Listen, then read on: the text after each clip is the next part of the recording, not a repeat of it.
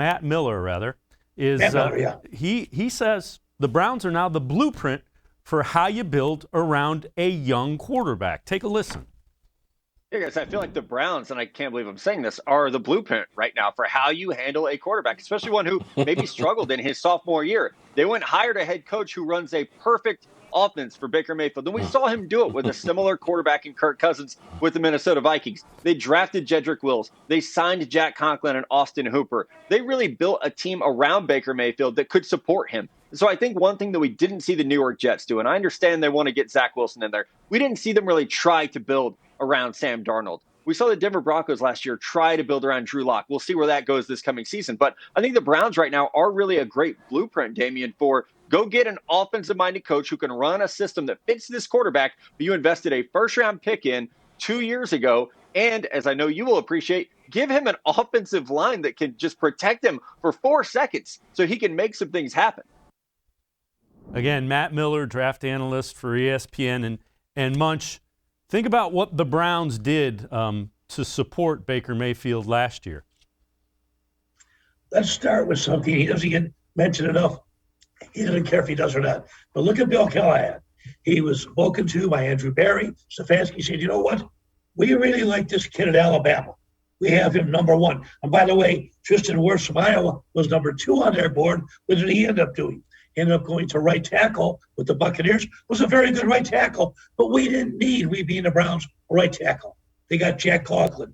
Bill Callahan looked at him and said, you know what? Looked at young Mr. Wills Jr. and said, hey, you know what?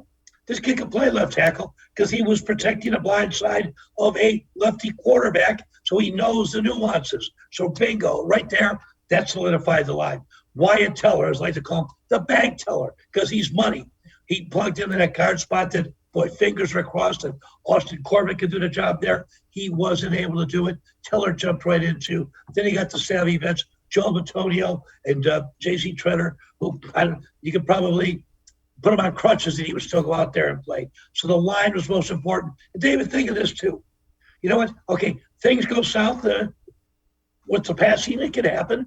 Windy weather on down the line. You've got 2 great running backs, and you have tight ends for the short patterns. And you have Jarvis Landry, who would catch a BB in a hailstorm. Should I go on and on? All the weapons there. Yeah, it's just fun. And Hollywood Higgins, you know what, David? I got to get a red carpet, baby, and actually walk that someday during a game. Too much fun.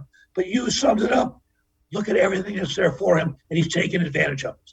You know, the other thing that gets I don't understand why people make such a big deal of it. They say the system is set up for Baker Mayfield to succeed. Isn't that part of the coach's job, is to find a system that fits the quarterback?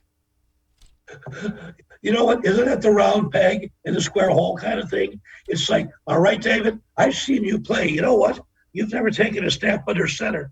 We're going to teach you to take it a few times, but yeah, I'm going to use the pistol or a shotgun with you. Why would you try to reinvent something if it works the other way around? And that's exactly what they've gone back to doing. Let Baker showcase his strengths. Great point, Mr. Bacon.